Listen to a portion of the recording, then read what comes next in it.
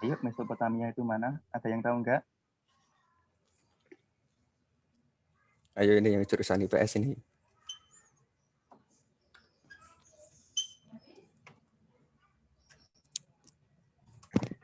Oke, karena sepertinya nggak ada yang tahu atau enggak. Oh iya, maaf. Apakah sudah terdengar dengan jelas? Sungai Ufrat dan Tigris sama Tigris. Oke, benar banget apa yang dibilang sama Via. Jadi Mesopotamia berada di timur tengah, tepatnya di antara Sungai Ufrat dan Sungai Tigris. Itu biasanya disebut sebagai perten atau kerasan itu apa ya? Sabit ya? Sabit subur. Nah, kalau Sungai Indus tahu lah di mana Sungai Indus. Di mana ya Sungai Indus? India. Apa di India? Tepat nggak Mas Afif di India? Kurang tepat. Lembah Sungai Indus itu berada di perbatasan Pakistan dan India. Kalau sekarang sih masuknya lebih ke Pakistan ya, negara Pakistan. Kalau peradaban Cina jelas ya di Cina. Mesir ya, di Mesir itu di lembah sungai, enggak lembah sih, di Sungai pinggir Nil. Sungai Nil itu. Sepanjang Sungai Nil. Nah, sepanjang Sungai Nil dari selatan sampai ke utara. Terus Yunani jelas di Yunani. Terus peradaban Romawi. Ya gitulah Romawi. Terus Mesoamerika di mana? Amerika bagian mana?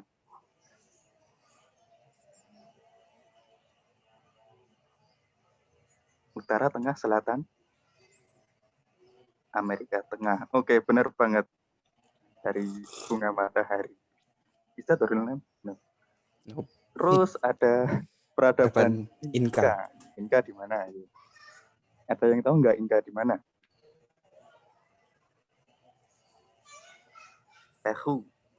Peru. Iya, benar. Ya, benar banget. Oke, Mas Habib, karena ini slide-nya banyak banget, kita langsung aja lanjut. Kita ganti. Mesopotamia itu terletak di antara Sungai Tigris dan Efrat. Tadi ada yang bilang siapa ya? Itu udah benar banget sama apa yang tadi. Iya itu. Oke, udah benar banget. Dikenal sebagai daerah perbatasan yang seperti tadi yang sudah aku bilang atau sabit subur. Dan di sini mereka menggunakan huruf paku. Tahu kan huruf paku yang pas pramuka itu? Kayak apa? Beda, Bar.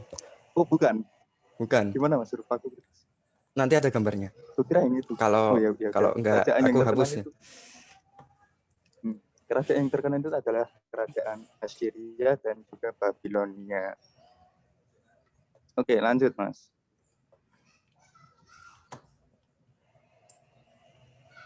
Udah ganti belum?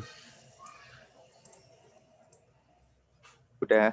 Mesopotamia atau perbatasan daerah ini meliputi dari itu. Maaf, internet. Dari Palestina, Lebanon, Syria, dan Mesopotamia. Oke, lanjut.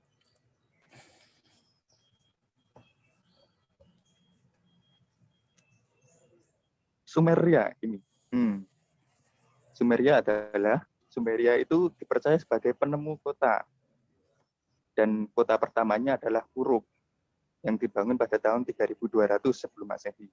Bangsa Sumeria juga menggunakan sistem penulisan bernama dengan huruf paku.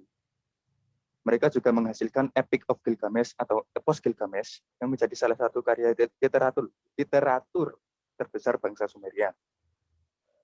Peradaban ini berakhir akibat serangan bangsa Akkadian. Perlu dijelaskan lagi atau mau lanjut? Oke, saya mau menambahkan sedikit. Oke.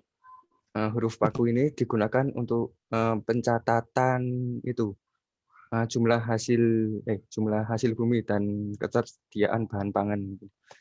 Jadi misalnya gandum, nah, mereka mencatat jumlah gandum yang mereka miliki di bentuknya seperti akuntansi modelnya gitu. Ya, mungkin itu saja. Apakah ada kurang jelas bagian mana atau lanjut?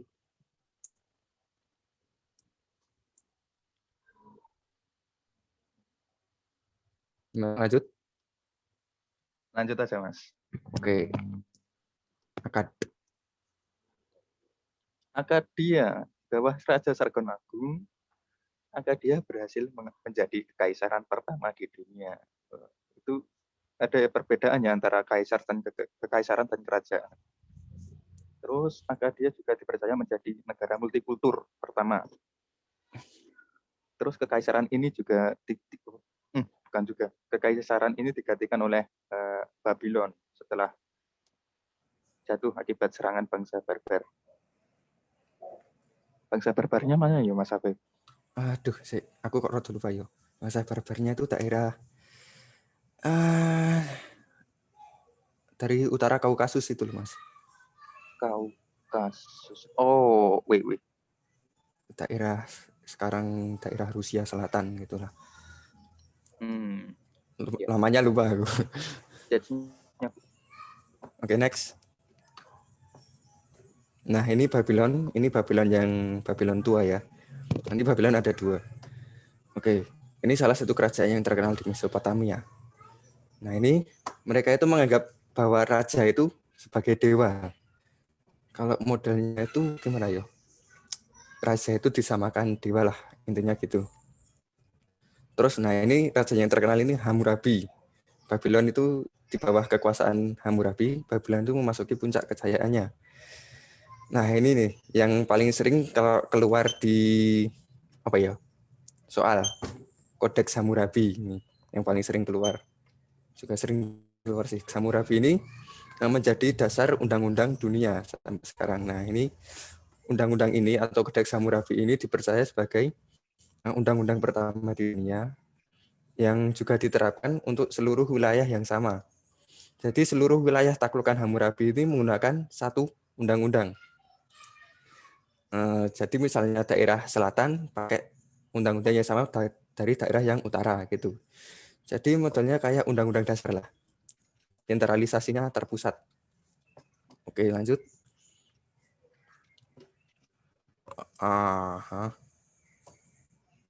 Enggak ada yang tanya tadi. Aku nggak bisa soalnya.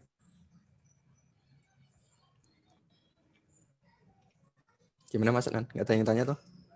Apakah ada pertanyaan? Enggak. Enggak. Oke, lanjut. Nah, ini Assyria. Oke, Assyria ini awalnya menjadi wilayah Babylon lama. Nah, ini berdiri di daerah Mesopotamia atas yang diyakini dari kota Asyur. Nah, itu dari nama Asyur Ubalid ya. Asyur Ubalid 1. Itu yang mendirikan Assyria. Nah, terus ini pertama itu cuma memberontak, terus jadi negara kota atau polis dalam bahasa Yunani. Nah, terus di masa pemerintahan Tiglat-Pileser I, Assyria menjadi sebuah kekaisaran. Nah, terus Assyria ini berhasil menaklukkan daerah Venesia atau daerah Palestina, daerah Syria, daerah kerajaan Yahudi, terus daerah Media itu di Iran, sekarang di Iran. Terus puncak kejayaannya ketika Raja Sennacherib berkuasa. Nah, Assyria ini meninggalkan kekayaan Assyria ini di bidang arsitektur dan seni patungnya. Nah, seni patungnya ini mirip dengan seni patung yang ada di Yunani, tapi ada sedikit perbedaan. Kalau di Assyria itu kurang apa ya? Kurang halus lah. Kasarnya kurang halus. Detail gitu, Pak. Ya, kurang detail lah. Kira-kira seperti itu. Kalau sama arsitekturnya itu, mereka menemukan seni arsitektur itu apa namanya? Piramida model zigurat. Itu jadi piramidanya modelnya bertingkat-tingkat. Nggak kayak piramida yang di Mesir ya. tapi lebih ke persegi panjang, bawah sendiri, terus atasnya lagi sama gitu. Kayak balok-balok disusun. Sama Tapi lebih semakin ke kecil, atas, lebih kecil, lebih kecil, semakin ke atas lebih kecil gitu. makin kecil. Oke, lanjut. Ya enggak? Oke, lanjut. Oke, Mas. Babilonia baru. Nah, ini. Ini Babilonia baru. Ini kan tadi Babylon ditaklukkan oleh Assyria. Iya kan? Iya kan? Iya. Hmm. Nah, Hmm. pembahasannya ini. Cek Mas. Ngomong lagi kok. Ora. Pada masa kemasannya ini Assyria. Pada kemasan Assyria, Babylon mengalami kemunduran selama 650 tahun. Nah, terus apa ya? Kayaknya mereka memberontak ya, Mas? Ora. Mereka memberontak sana. Ya, mereka memberontak dari Assyria. Terus mereka mukul Assyria itu. Terus itu pada tahun 625 sebelum Masehi, Nabopolassar mengutus putranya Nebukadnezar untuk berperang melawan Mesir. Nabopolassar meninggal dan digantikan oleh putranya. Jelas kerajaan pada tahun 604 sebelum Masehi. Pada masa Nebukadnezar ini, kuil Yahudi di Yerusalem dihancurkan dan bangsa Yahudi dijadikan budak. Kayaknya ditindas terus ya Yahudi. Ya emang gitu lah. Sampai apa? Ya udahlah, nggak usah dibahas. Itu masalah lain, Babylon Mas. akhirnya hancur ketika Babylon akhirnya hancur ketika Persia, bangsa Persia di bawah Cyrus the Great, Cyrus Agung menjajah Cyrus Agung menjajah tanah Mesopotamia. Oke, lanjut aja, Mas. Oke ya, ini Persia. Persia ini awalnya menguasai daerah Tenggara Iran. Itu sekarang perbatasan antara negara Iran dan negara Pakistan. Kalau lebih spesifik itu daerahnya namanya. Sebentar.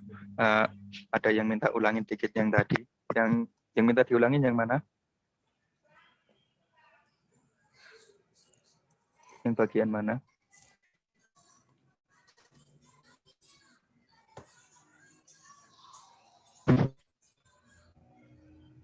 Oh iya, yang Babilonia baru.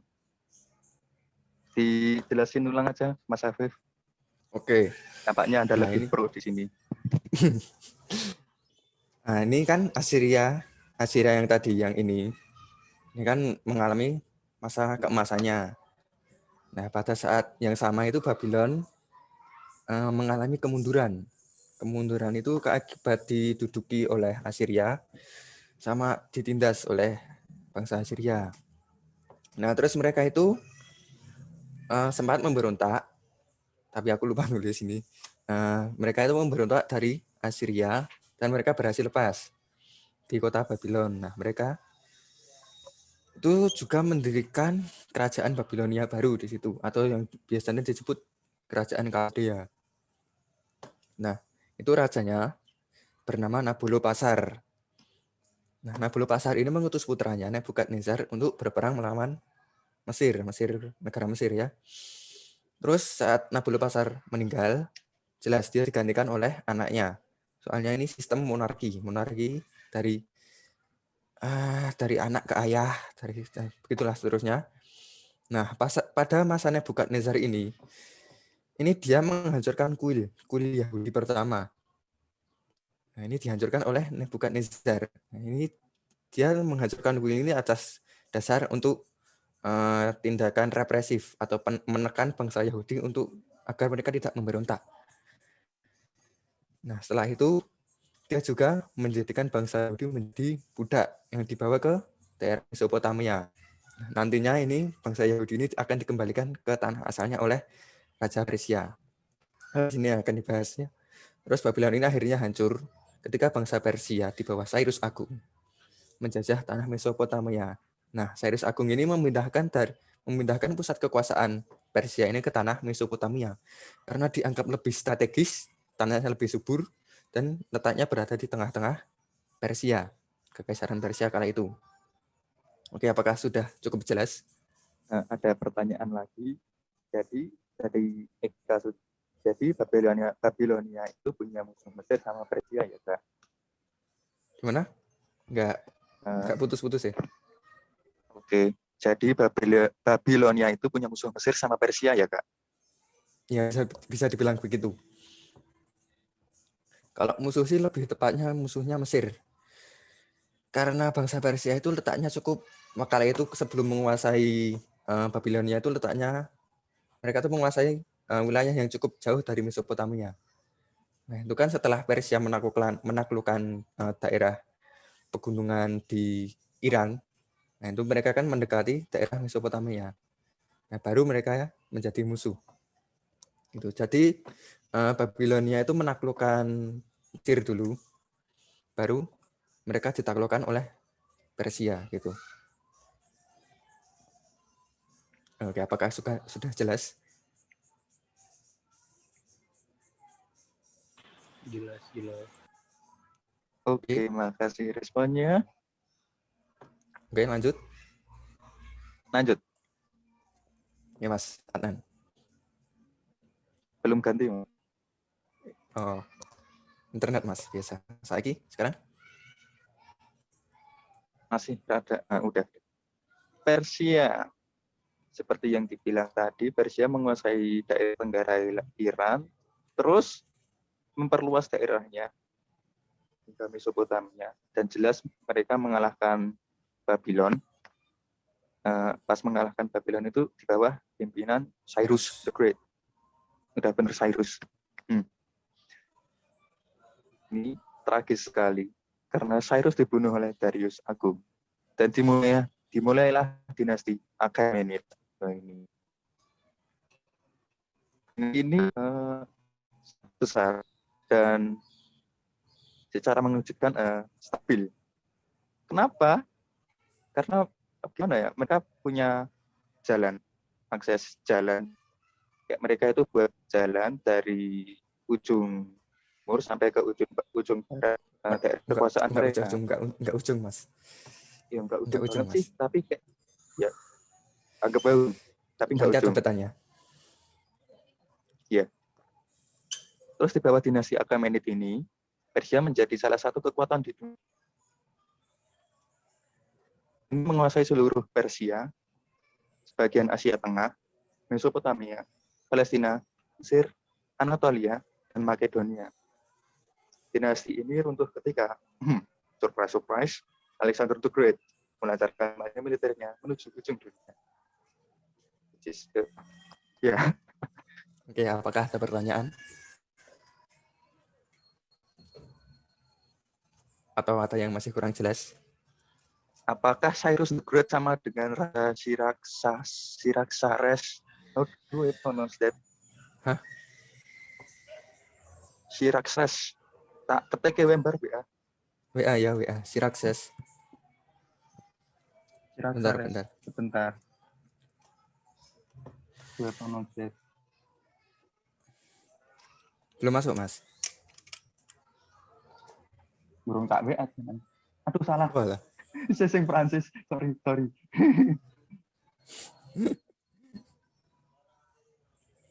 Belum masuk, Mas. Syraxares. Kok sing Prancis meneh? Diketik biasa wae. Jan angel. Kok pinter? Ya kayak jan gak iso.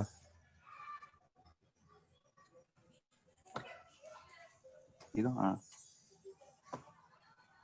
Syraxares. Apakah sama dengan Syraxares? Kampanye militer sama kayak invasi toh, Kak? Ya, kurang lebih sama. Syraxares. Aku belum tahu, aku belum pernah dengar nama Syraxares ya kalau mau jujur. Tapi aku yang tahu itu Cyrus itu dibunuh sama Darius. Terus Darius itu punya yang melanjutkan tahta kekuasaannya Darius itu Artaxerxes. Nah, habis Artaxerxes itu ada Raja Xerxes yang menginvasi Yunani nantinya. Kalau yang Syraxares ini aku kurang tahu. Mungkin nanti bisa aku cari dulu Terus untuk ini jelasnya. ada pertanyaan lagi, kampanye militer sama kayak invasi toh? Kampanye militer sama invasi itu sedikit berbeda ya. Kalau kampanye militer itu bagian dari invasi. Nah, kalau invasi itu benar-benar ingin menguasai atau merebut suatu wilayah. Kayak kalau gampangnya itu invasi Jepang ke Indonesia. Nah, itu di dalam invasi itu ada kampanye-kampanye militer. Itu.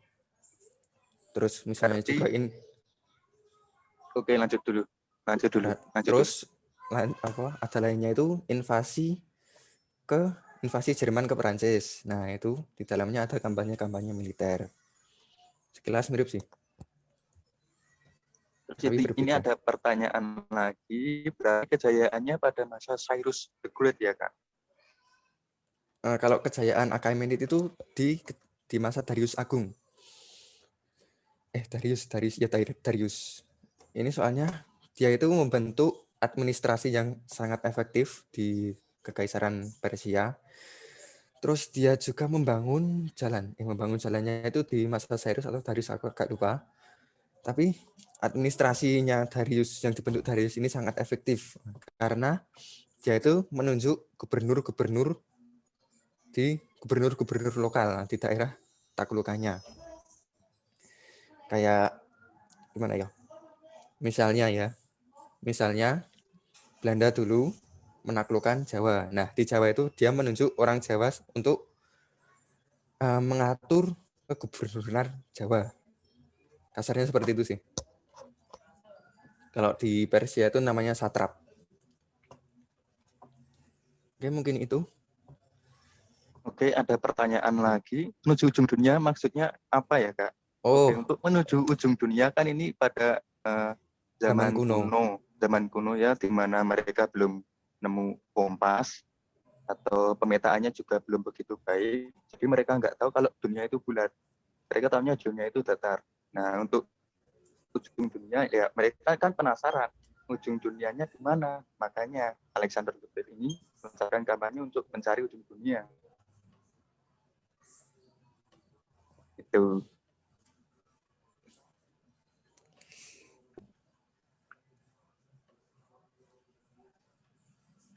Oke. Oke, apakah bisa lanjut?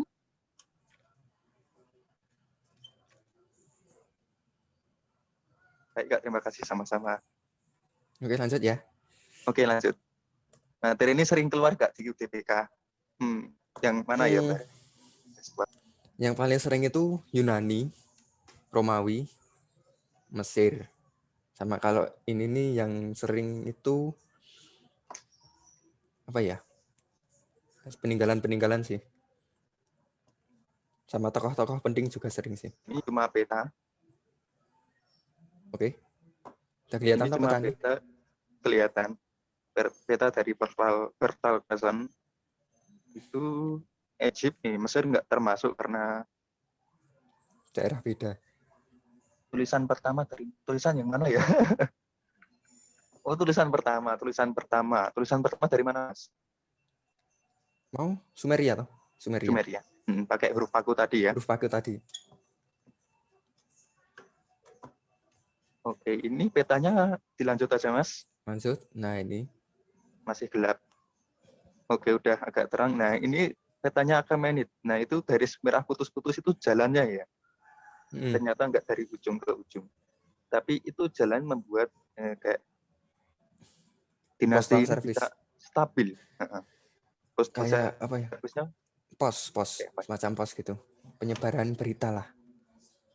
Jadi dari pusat pemerintahan sampai ke ujung barat.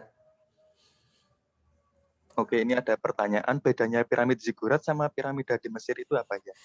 Kalau piramida di Mesir itu kan bentuknya gimana ya? Segitiga ya, kayak apa ya? Segitiga. Piramida biasa gitulah. Hmm. Tahu kan piramida Mesir kayak gitu, segitiga gitu.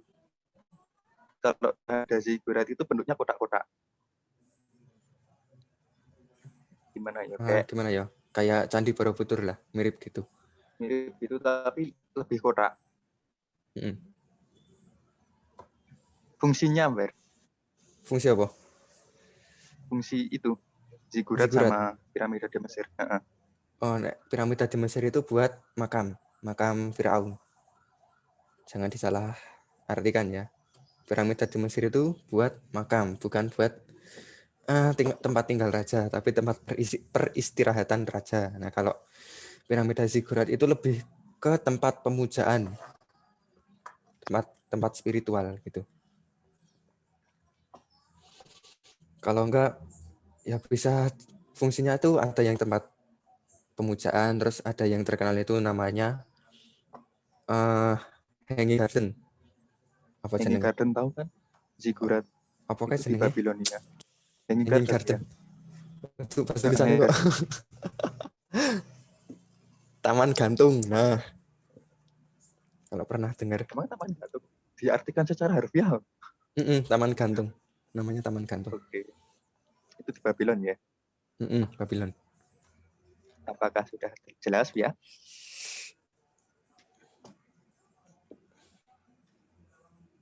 Oke, makasih. Oke. Ini dia peninggalan Mesopotamia. Bisa di screenshot, bisa ditulis, bisa difoto. Dan Mas akan saya bacakan karena why not?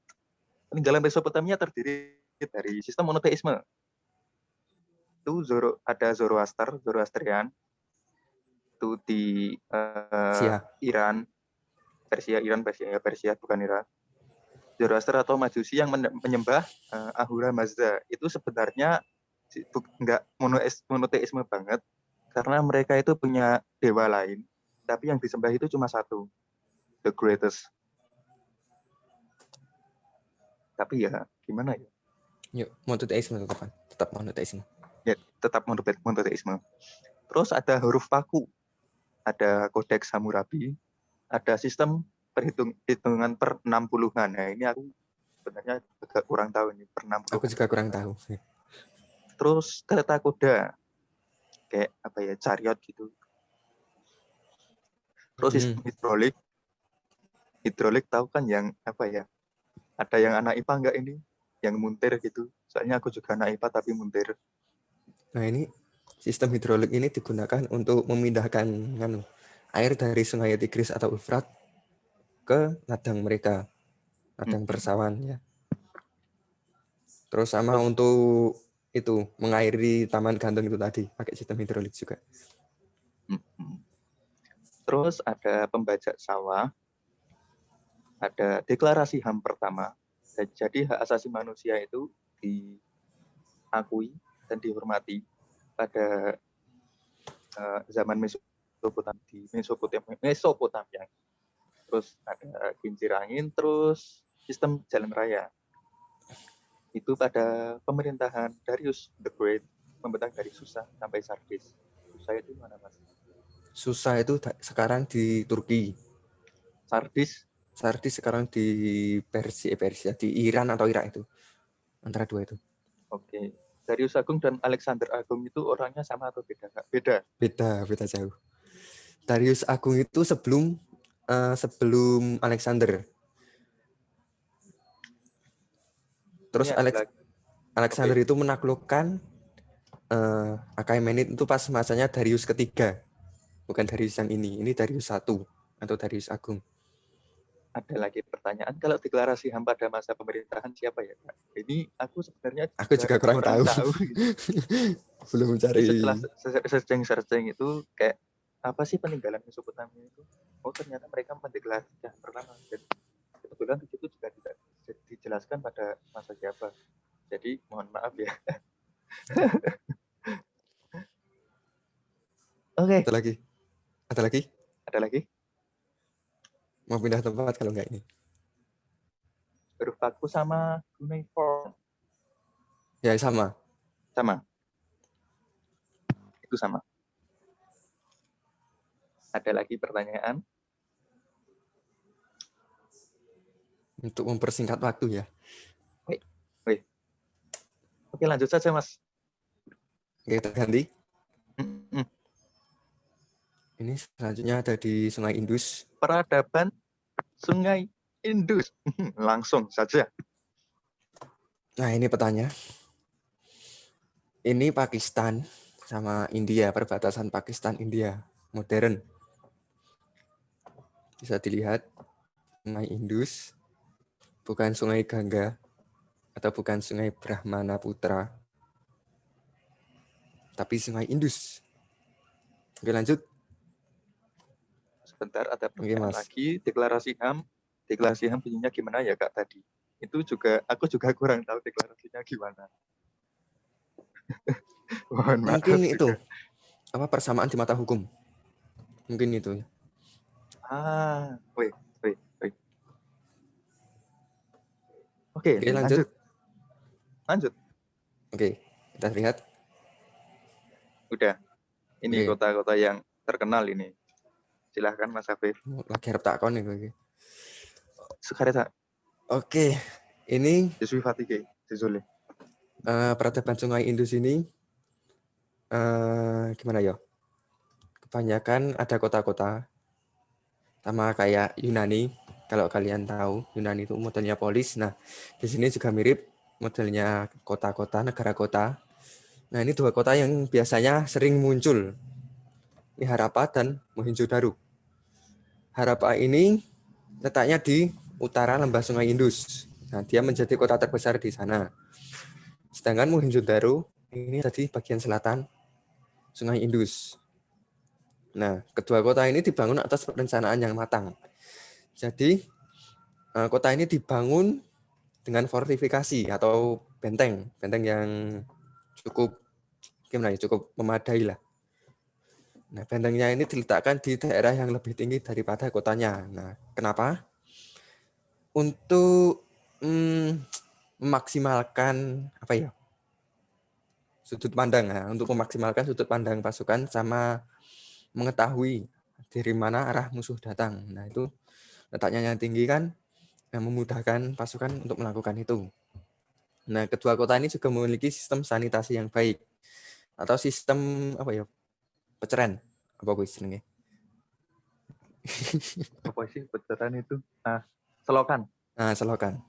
Semacam selokan yang baik.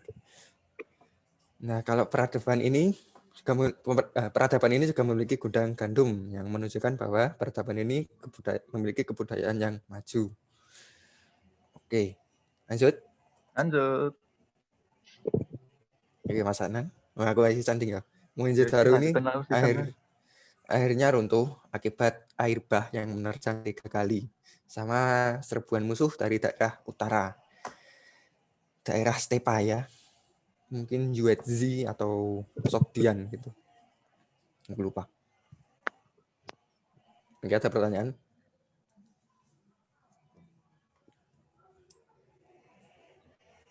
Enggak ada.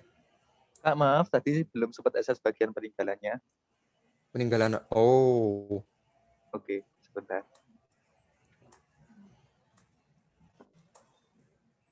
Apakah sudah terlihat? Sudah, yuk silahkan di SS dulu. Terus ini ada pertanyaan, Kak, itu kota yang udah maju pada zamannya bukan ya? Iya. Itu kota yang paling maju. Dua kota itu. Ini apakah sudah di screenshot?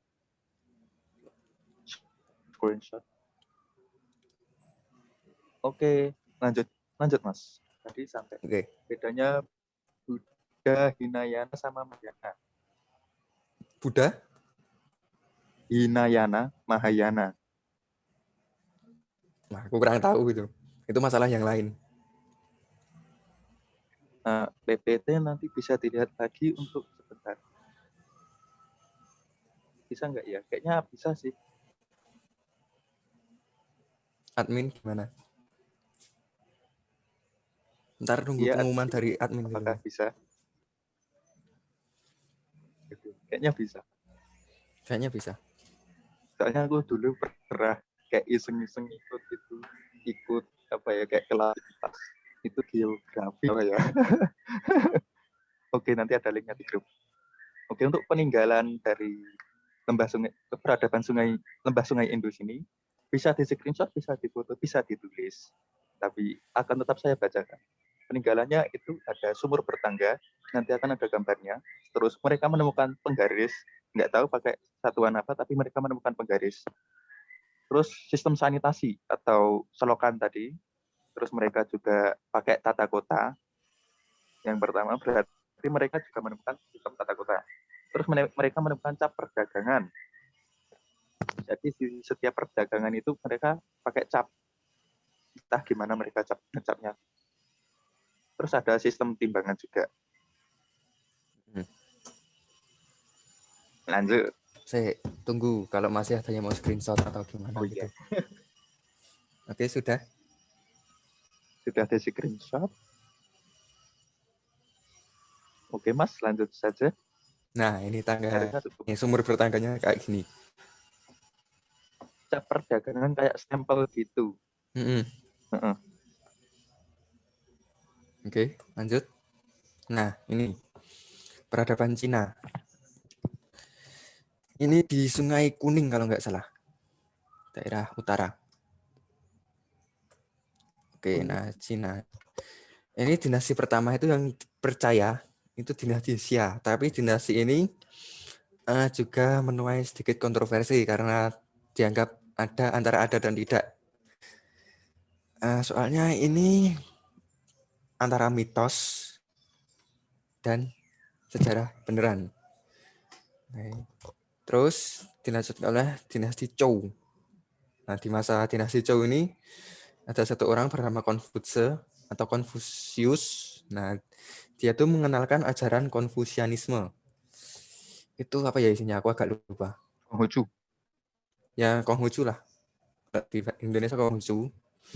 Tapi di sana sebutannya Konfusianisme. Nah, habis itu ada Kaisar Shi Huangdi. Nah, ini membangun tembok besar Cina yang masih ada sampai sekarang ya. Itu dinastinya mana ya, Pak? Nah, itu aku lupa.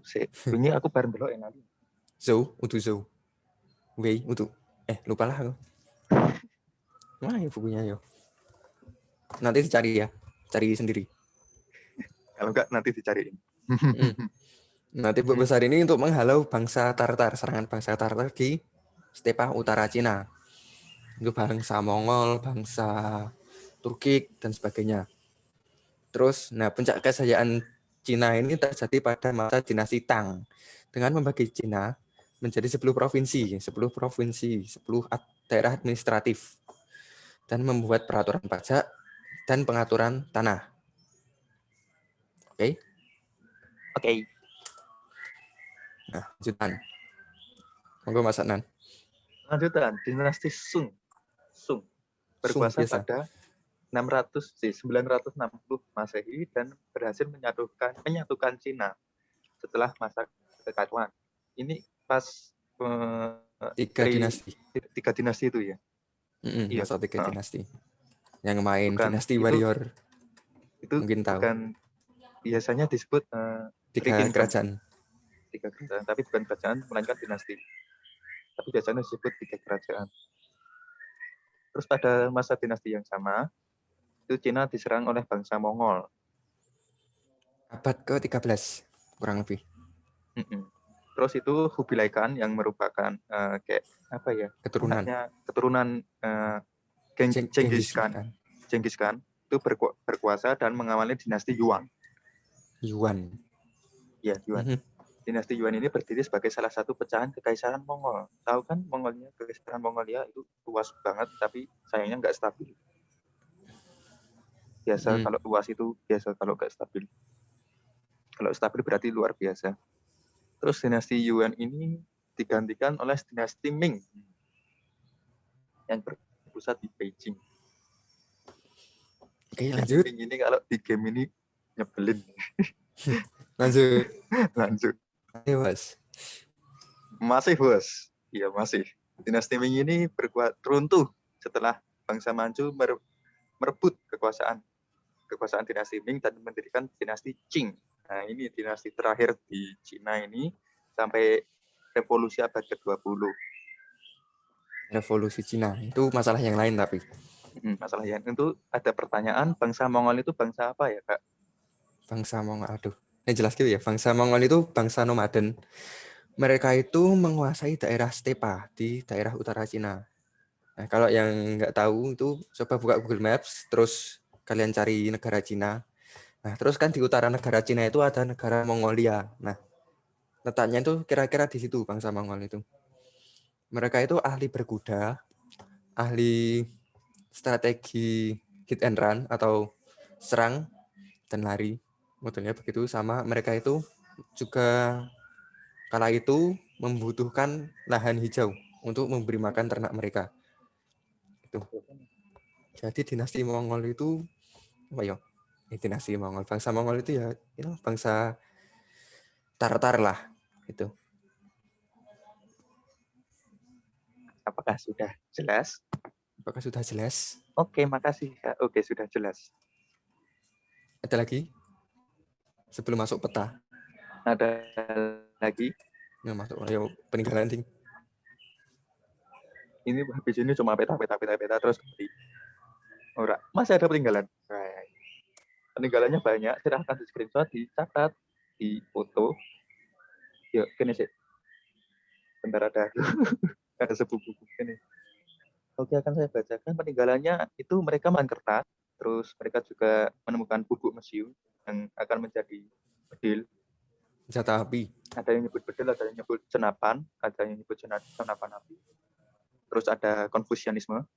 Mereka juga menemukan pendeteksi gempa. Nah, ini bentuknya itu kayak guci, tapi di dalamnya itu kayak ada apa ya, lonceng gitu, tapi satu. Terus keempat sisinya itu biasanya ada yang kayak bola penahan bola logam nggak salah. Penahan bola, terus di penahan bola, terus di bawahnya itu ada wadah untuk nangkep bolanya itu. Nah, kalau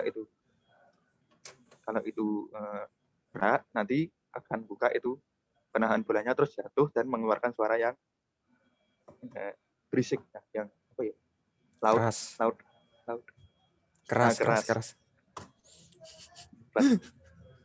Terus mereka juga menemukan kompas, tapi kompas ini belum sampai ke Eropa ya. Belum. Terus mereka menemukan alkohol juga, terus menemukan jam mekanik. Aku juga kurang tahu jam mekaniknya kurang tahu kayak gimana. Terus kain sutra yang nantinya jadi jalur sutra. Nah, terus ini teh. Nah, ini kesukaan buruh Inggris, Britania. Nah, terus roket itu bukan roket yang naik ke luar angkasa, tapi apa ya, kayak senjata buat perang roketnya. Ya, buat perang itu kayak apa ya, kembang api gitu. Kembang api tapi bentuknya roket. Ya, sosdor. Sosdor. Terus mereka menemukan payung, porselen itu kayak gerabah, semacam gerabah. Keramik. Tapi dari keramik. Terus metalurgi itu kayak pandai besi. Terus mereka juga menemukan perunggu, tapi ini nggak ada hubungannya sama zaman perunggu, beda lagi. Tapi ini kayaknya ada ya. Iya kan pas zaman perunggu. Oh iya. Ada zaman perunggu. Ya, aku salah. Terus mereka juga menemukan layang-layang, gotobo gabut. Oh enggak, ngusir burung. Oh, gotobo gabut. Terus mereka juga menemukan uang kertas, which is bentuknya aku juga kurang tahu kayak gimana. Apakah sama dengan blacksmith note? I don't know. Terus menemukan sistem tanam berbaris, itu kayak tanamnya itu berbaris gini. Nah, tumbuhannya sama, tujuannya biar tumbuhan itu sehat, tumbuhnya cepat, gampang. Nah, memudahkan intinya. Terus ini yang terkenal, The Art of War. Buku The Art of War, karya Sun Tzu. Seni berperang.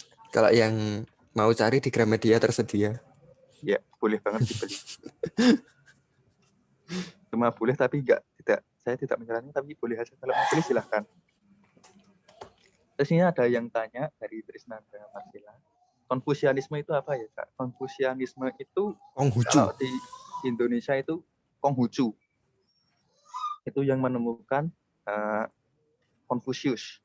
Nah, ini sebenarnya bukan agama tapi lebih ke ajaran ya, ajaran untuk moral. Menjadi ajaran moral. Oke, ada lagi?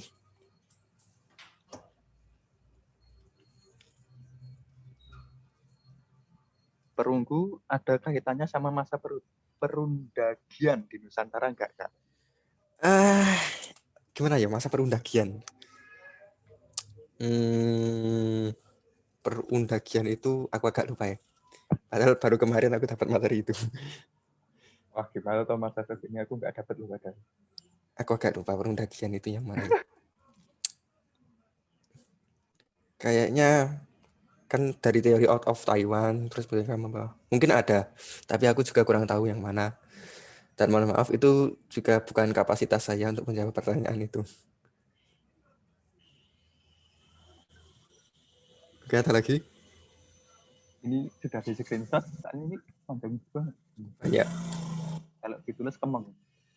BTW aku suruh nulis ini buat kayak email, tapi di bahasa Perancis, tulis tangan. Untungnya kelompok. Nggak nulis dong? Ya nulis tetepan. Oke, lanjut aja. Nah, ini dinasti apa ini? Shang. Yang dinasti Xia itu aku nggak nemu petanya karena itu tadi antara mitos atau enggak. Shang, terus ini Zhou. Bentar mas. Oke. Sudah ganti. Cepet, wah kok. Oke, ganti. Zhou. Terus ini Qin.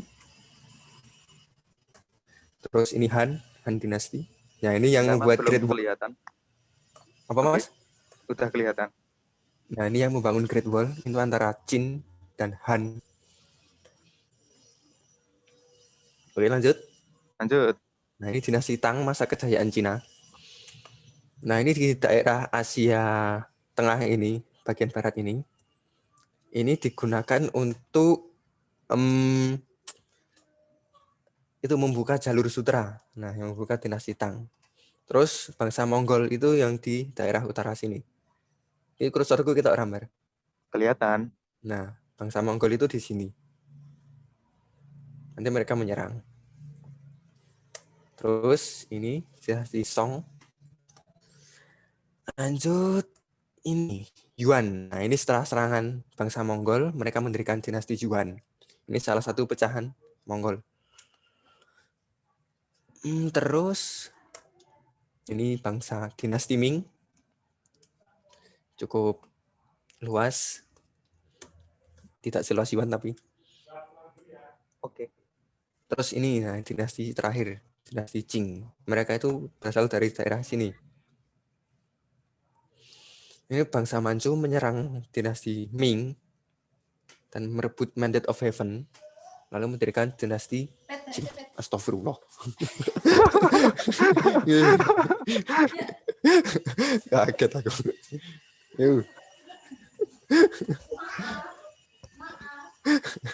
Maaf ya. Untuk selingan. Oke, ini dinasti Qing, dinasti yang terakhir sampai awal abad ke-20 yang akhirnya runtuh akibat revolusi yang diawali oleh siapa itu namanya? Aku lupa lah. Itulah. Bukan Chiang Kai-shek. Bukan Chiang Kai-shek. Sun Yat-sen. Nah, Sun Yat-sen. Kalau masalah akibat awal revolusi itu masalah yang lain. Oke, lanjut. Mesir kuno. Kita pindah ke Afrika. Nah, ini Mesir kuno ini terdiri dari 4 masa. Yang pertama itu Mesir lama, terus Mesir tengah, Mesir baru, yang terakhir itu Mesir di bawah dinasti Ptolemik atau Mesir di bawah dinasti Yunani. Oke, Mesir lama ini awalnya Mesir itu ada 2 kerajaan. Kerajaan merah di utara, di daerah yang gimana? Delta Sungai Nil, daerah utara. Terus yang terus ada kerajaan putih di selatan, di daerah dataran tinggi. Nah, Raja Selatan itu namanya Scorpion. Nggak tahu ini Scorpion kalah dengking atau gimana. Nah, ini mencoba menaklukkan kerajaan utara, tapi gagal. Nah, penerusnya Scorpion itu, Raja Menes, berhasil menyatukan Mesir dan mendirikan dinasti pertama di Mesir. Terus dia juga mendirikan kota Memphis yang nantinya akan menjadi pusat peradaban Mesir kuno. Oke, lanjut. Monggo Mas. Yoi. Masih di Mesir lama, pada dinasti ketiga yaitu pada masa Fir'aun Djoser meminta Imhotep. Imhotep itu kayak apa ya? Uskup misalnya. Uskup, Imam lah, imam. Kalau yang imam Islam untuk imam. untuk membangun piramida. Nah, arsitektur ini kemudian menjadikan peradaban Mesir ini unik. Terus piramida terbesar itu ada di Giza, dibangun untuk Fir'aun Khufu atau Khufu, nggak tahu gimana pronunciasinya. Kemudian pemakaman ini terkenal sebagai kompleks piramida Giza yang berisi 3 makam Fir'aun. Pada masa dinasti ketiga dan keempat, kerajaan Nama mengalami masa keemasannya. Kerajaan Nama runtuh akibat serangan bangsa Badui dari tanah Arab. Oke. Nah, ini Mesir Tengah. Setelah Mesir lama tadi runtuh akibat serangan bangsa Badui dari Arab. Nah, ini transisinya dalam masa kacau. Karena serangan bangsa Badui, terus konflik internal juga. Nah, selama beberapa dinasti, Mesir dalam masa perpecahan. Nah, ini dinasti ke-10. Firaun dinasti ke-10. Ini memerintah Mesir Utara yang berpusat di Herakleopolis. Ini Herakleopolis harusnya Mesir Selatan ya. Mungkin Heliopolis lah. Nah, Heliopolis, bukan Herakleopolis. Ini salah ini. Nanti aku benarkan sebelum aku kirim. Terus, nah ini Pangeran Mentuhotep berhasil menyatukan Mesir kembali dan memulai dinasti ke-11. Nah, Fir'aun terakhir ke-10. Itu aku Indonesia. Nah, maksudnya ini Fir'aun terakhir dinasti ke-11. Maaf, salah lagi. Mentuhotep 4 ini dibunuh oleh Amenemhet I dan dimulailah dinasti ke-12. Oke, salah ya? Apa? Ayo Mas. Biasalah. Kembali mengalami masa kemasannya di bawah dinasti ke-12. Ini kayaknya aku nggak ikut buat deh. Aku ngapain itu? Oke. Anyway, Mesir juga menginvasi Nubia. Sudan. Sekarang Sudan. Sudan Selatan. Bagian Sudan di selatan Mesir yang kaya emas dan mengusir orang-orang Badui dari Mesir. Pada masa dinasti ke-13, Mesir mengalami masa kemunduran. Bangsa Hyksos memanfaatkan ketidakstabilan Mesir dan mulai menyerang. Nah, ini yang sering keluar di ujian, bangsa Hyksos. Apa yang mengakibatkan kemunduran Mesir? Nah, biasanya soalnya seperti itu. Serangan ini atau apa gitu. Oke. Hyksos ya, guys. Hyksos itu dari daerah sekarang Turki. Mereka menyerang ke selatan. Masih bro. Ayo, Serangan Mas. bangsa Hyksos itu menandai akhir masa Mesir Tengah. Bangsa Hyksos memulai dinasti ke-15. Akhirnya, Fir'aun dari dinasti ke-16 berhasil mengusir bangsa Hyksos dari tanah Mesir. Dan mendirikan dinasti ke-16, of course. Oke, nah ini serang Mesir baru. Setelah serangan bangsa Hyksos, Mesir kembali terpecah. Nah, terus Fir'aun Ahmose I ini berhasil menyatukan Mesir kembali dan memulai dinasti ke-18. Pada masa ini, Mesir menjadi kekaisaran yang kuat. Wilayahnya membentang dari Nubia, daerah selatan Mesir atau sekarang negara Sudan, Palestina, dan sebagian Mesopotamia atau daerah Mesopotamia yang utara, daerah Assyria tadi. Terus pada kekuasaan Amenhotep IV, dia ini melakukan reformasi agama dengan memaksakan monoteisme yang bertentangan dengan budaya Mesir. Budaya Mesir kan politeisme gitu ya. Nah, setelah Amenhotep IV ini mati, rakyat Mesir itu kembali menganut politeisme yang menyembah banyak dewa. Itu. Oke, lanjut. Nah, ini masa Firaun Hitam. Ini dimulai ketika bangsa Kush yang ada di daerah selatan Mesir itu menyerang Mesir dan mendirikan dinasti ke-25. Nah, pada masa ini Mesir mengalami peperangan melawan Assyria tadi. dan kalah. Ya, wilayahnya juga berkurang. Ya nggak berkurang sih, tapi ya memang berkurang, tapi seluruh Mesir itu diserahkan ke Assyria. Nah, bangsa Kus ini kembali ke tanah asalnya karena serangan bangsa Assyria tadi. Nah, setelah masa ini, Mesir itu tidak menjadi negara yang merdeka, tapi menjadi provinsi atau wilayah-wilayah dari kekaisaran-kekaisaran besar dunia, kayak Assyria, Achaemenid Persia, Makedon, dan yang terakhir Romawi, sebelum nantinya ya jatuh ke tangan kekhalifahan Islam. Oke. Nah, ini Ptolemaic Mesir atau Mesir di bawah dinasti Yunani. Kok bisa? Bisa dong. Nah, ini karena saat itu Mesir pada di bawah kekuasaan Achaemenid Persia yang nantinya akan dijatuhkan Alexander. Itu.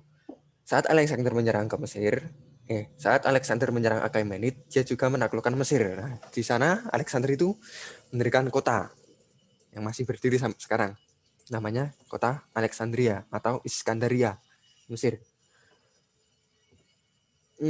Terus dia kan Alexander berhasil mengalahkan Achaemenid. Nah, di situ Alexander meninggal di usia 32 tahun dan kekaisaran Alexander pun terpecah.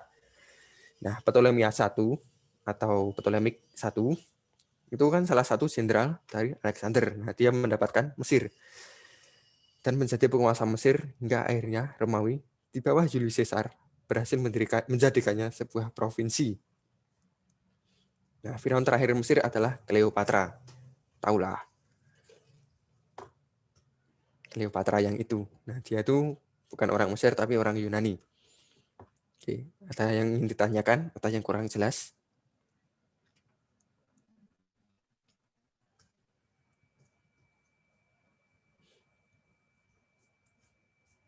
Kolom chat, Mbak. Nah, kolom chat Kosong. masih kosong. Oke, Belum ada lanjut. pertanyaan baru.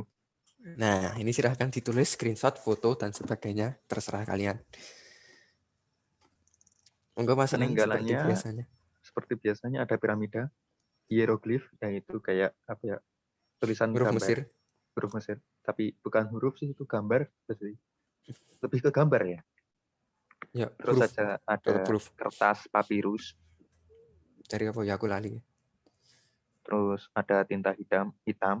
Terus sabit yang buat itu. Kalau di Panen. buat panen, kalau di Jawa Panen. nyebutnya arit. Enggak cuma di Jawa sih, arit yang itu. Arit-arit yang Ya, itulah yang itulah. yang Arit arit. biasanya. Terus Kalender. sistem kalendernya bukan yang Gregorian. Aku kurang Terus tahu juga sistem kalendernya gimana.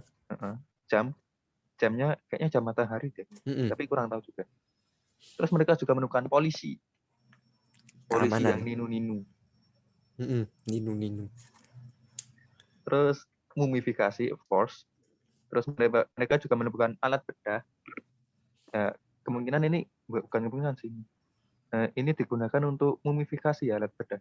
Karena kan mumifikasi itu kan dibedah dulu, organnya dikeluarin semua. Enggak semua, Mas. Enggak semua sih, yang disisakan sama jantung sama Otak kayak. otak. Jantung sama otak disisakan, terus dibalsem, ditutup kain, terus dikasih apa lagi? Apa yang kasih sih, Mas? Itulah. Terus Balsem, kain, kain, terus ya terus dikain dimasukkan. lagi. Terus di daerah muka itu digambar wajahnya saat masih hidup, diikat, terus dikasih kain lagi, baru dimasukkan ke peti sambil dikasih apa itu, jimat-jimat dan sebagainya. Terus mereka juga menemukan wig itu rambut palsu ya. Dan juga mereka juga menemukan make up. Ya, gimana ya? Ya make up memang gitu. Terus ini ada pertanyaan, Mas. Kak, kenapa kerajaan Mesir selama bisa mengalami kemunduran sebelum diserang Badui Arab? Serangan bangsa Arab tadi. Sebelum diserang itu lebih ke konflik internal. Biasa, kerajaan kadang tidak stabil. Terus ada itu, ya itulah. konflik internal antara mungkin Perdana Menteri atau antara apa itu namanya, heir Pewaris tahta. pewaris tahta. Biasa pada Mungkin ingin naik tahta. ada juga bencana alam, kekeringan, itu ya seperti itulah. Bencana alam paling sering itu. Oke, apakah sudah jelas? Yang paling sering itu, yang menyebabkan sebuah kemunduran itu paling sering bencana alam sama serangan bangsa lain. Sama itu juga konflik internal dan ketidakstabilan negara. Siap, Kak. Oke, lanjut, Kak. Oke, apakah ini sudah dicatat semua? Sudah di screenshot, Oke. sudah difoto. Oke. Siapakah ya bara ya mengejar waktu ini? Oh. Ini peta Mesir kuno. Bisa dilihat. Singkat saja. Nah, ini Yunani. Yunani kuno. Singkat-singkat ya. Oke, yang pertama itu Sparta. Kota Sparta. Ini berkuasa di daerah Peloponnesus. Dan memimpin Liga Peloponnesus. Nah, pemerintahan Sparta ini bercorak monarki oligarki. Artinya hanya segelintir orang yang berkuasa di samping raja. Terus Sparta juga terkenal karena pemerintahannya yang bersifat militeristik. Nah, Sparta adalah salah satu polis atau city-state yang berhasil selamat dari serangan Xerxes dari Kekaisaran Achaemenid. Lanjut. Nah, ini temannya. Iya, teman antara teman dan musuh, Athena. Ini Athena itu lebih demokratis daripada Sparta. Ini juga mereka yang menemukan sistem demokrasi. Terus ini hegemoni Athena terletak pada kekuatan maritimnya. Kalau Sparta tadi angkatan darat, kalau Athena ini maritim. Ini kayaknya sering keluar juga ya, Mas? Sering keluar. Nanti perbedaan antara Athena dan Sparta ada. Oke, untuk sistem pemerintahan Athena menggunakan sistem demokrasi di mana pemilihnya dipilih setiap 10 tahun sekali. Athena ini juga merupakan salah satu polis atau city-state yang dikalahkan Achaemenid Xerxes tadi dalam perang Persia. Lanjut. Nah, ini perbandingannya. Silahkan dicatat. Di screenshot, di foto. Monggo. Ini juga sering keluar. Biasanya cuma 3. Yang mana aja? Yang sistem pemerintahan, terus apalagi ya? Pusat, sebagai pusat apa gitu.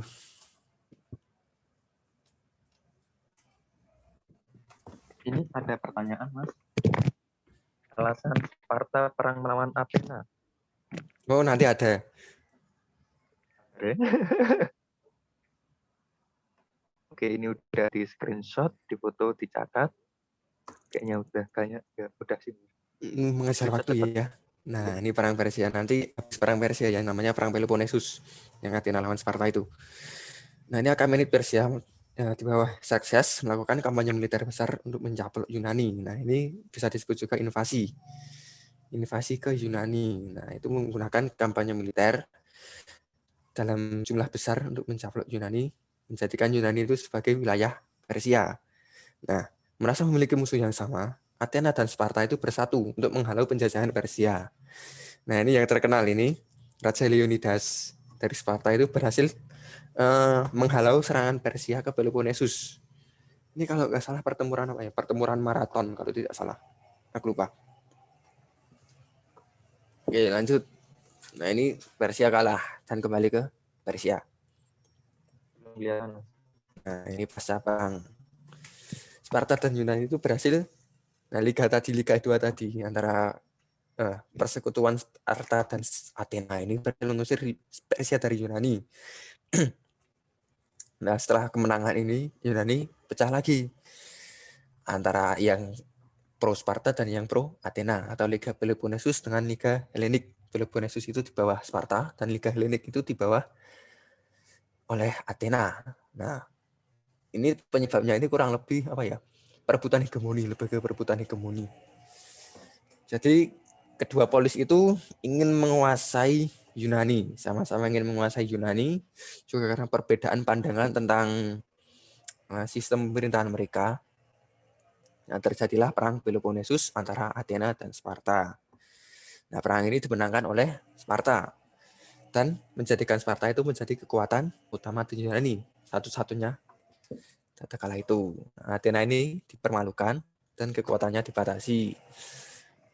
Oke, lanjut. Masih perang juga. Nah, ini Athena ini membuat skema karena dia merasa bahwa pemerintahan Sparta ini tidak cocok dan karena juga sudah kesal dengan penindasan Sparta, dia itu bersama dengan polis-polis yang lain itu melakukan pemberontakan. Nah, akhirnya mereka merdeka kembali dan balance of power itu atau keseimbangan kekuatan di Yunani kembali sampai Alexander itu menaklukkan hampir seluruh Yunani. Itu. Oke, apakah ini sudah menjawab pertanyaannya tadi?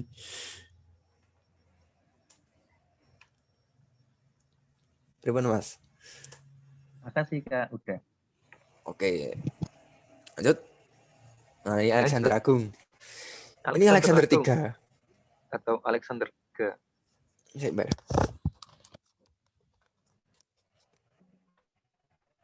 Oke, aku lanjutin saja. Nah,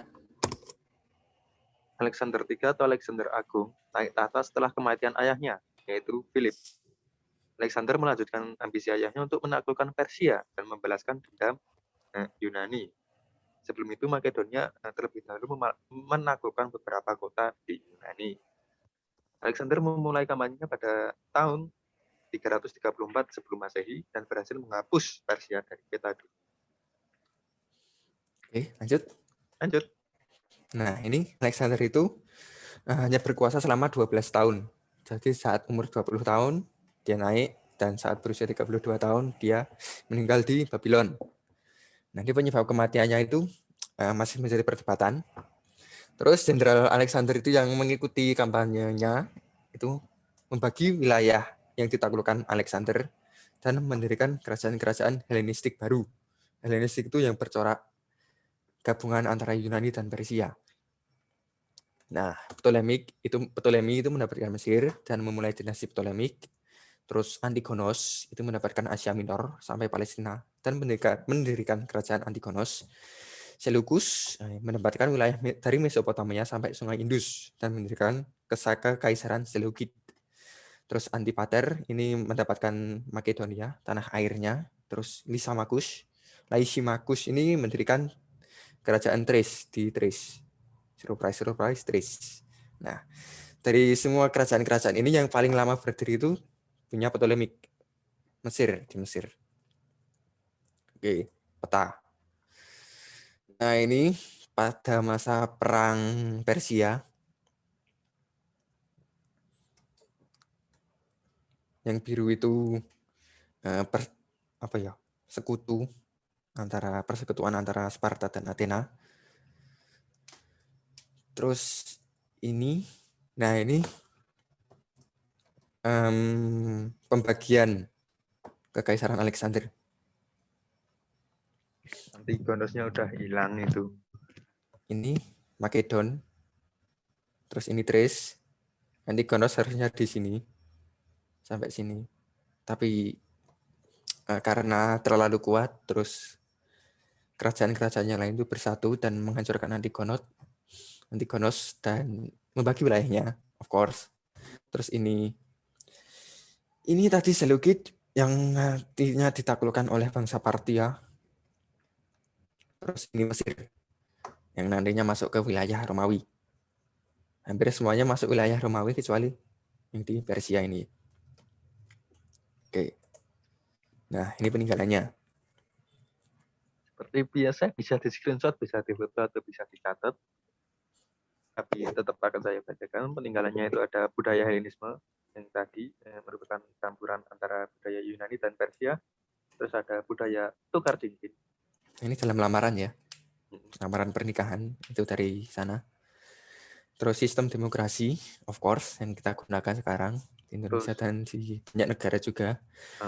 Terus seni bangunan yang kalau biasanya itu ditemukan di gedung-gedung hukum. Itu kayak di MA, MK dan sebagainya di Istana Negara juga. Kalau kalian lihat itu di Istana Negara itu kan ada pilar-pilarnya itu. Nah, itu pilarnya itu inspirasinya dari Yunani. Terus ada sistem penjurian, juri. Terus ada Olimpiade, Olimpik. Itu awalnya untuk menyenangkan dewa-dewa Olympus. Terus ya geometri, filsafat, astronomi. Kayak siapa itu? Archimedes, terus siapa lagi ya? Aku hampir untuk PPPPP. Pythagoras Pythagoras. dan sebagainya. Astronom apa? Terus Yunani itu juga menemukan sistem koloni pertama, bukan pertama sih, sistem koloni. Nah, Yunani itu selain tinggal di dataran Yunani juga mendirikan koloni-koloni di Laut Mediterania, di sekitar Laut Mediterania. Terus mereka juga menemukan obat, sains, dan teater untuk hiburan. Oke. Kolom chat aman, Mas? Ada pertanyaan nggak? Apakah ada pertanyaan? Mulon. Ini paling panjang. Ayo, Mas. Kita cepat saja.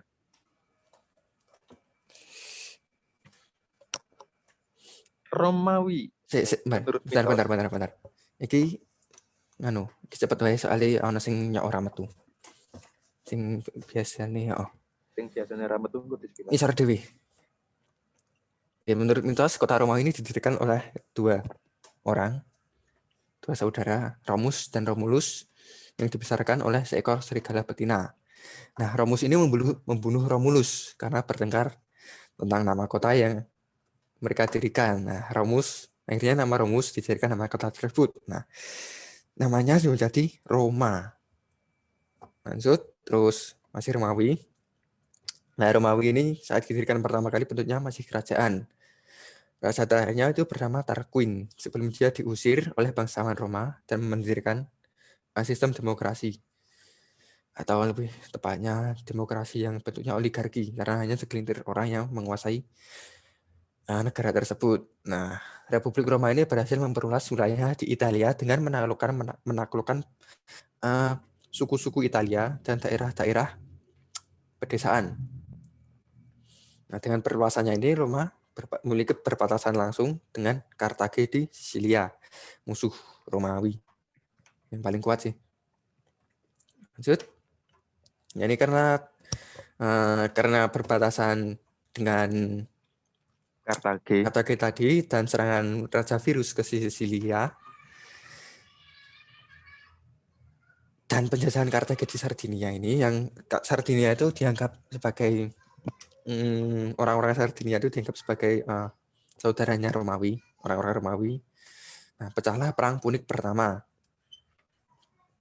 Nah, karena Kartage ini kuat di angkatan laut dan Roma lebih kuat di angkatan darat, akhirnya Roma berusaha untuk membentuk angkatan lautnya dan untuk menyaingi Kartage. Nah, ini Romawi berhasil merebut seluruh Sisilia dari Kartage. Dan dengan kemenangan itu dan dengan juga direbutnya Sisili dari Kartage, maka armada Romawi itu menjadi lebih kuat. Nah, karena perang ini cukup menghancurkan ekonomi kedua negara ini, mereka setuju mengadakan gencatan senjata yang bertahan selama 21 tahun. Oke, ada pertanyaan, Perang Punik tadi apa? Perang Punik itu peperangan antara Roma dan Kartage. Nanti ada petanya kalau nggak salah. Nanti aku tunjukin petanya. Oke, lanjut. Terus, nah ini Perang Punik kedua. Ini juga disebut Perang Hannibalik. Kalau kalian tahu Hannibal. Nah, Hannibal ini merebut Saguntum di Iberia. Nah, Saguntum ini merupakan kerajaan sekutu Romawi. Nah, Romawi kan tidak terima ini. Terus mereka meminta Kartage untuk menyerahkan Hannibal karena dianggap merusak perjanjian. Nah, responnya apa? Responnya Hannibal membawa pasukannya untuk melintasi pegunungan Alpen di utara Italia. Nah, ini mengejutkan Romawi karena tidak menyangka Hannibal akan memilih jalur tersebut. Lanjut, Mas Kembar. Iya, ini masih di Perang Punik kedua. Perang Puniknya nanti spoiler 3 kali. Habis ini Perang Punik 3. Mm-mm. Ini pada Perang Punik 2, Roma menunjuk Scipio sebagai jenderal untuk menghadapi Hannibal. Selama perang ini Roma juga mengalahkan Syrakus. Jadi ekspansi Romawi itu enggak cuma ke satu tempat, tapi ke Beberapa beberapa tempat. tempat sekaligus. Overextension, bro. Makanya apa? Overextension. Ya, makanya itu. Jadi cepat luas tapi ya tidak Tidak stabil. stabil. Terus Hannibal ini kalah pada pertemuran Zama dan meminta perdamaian.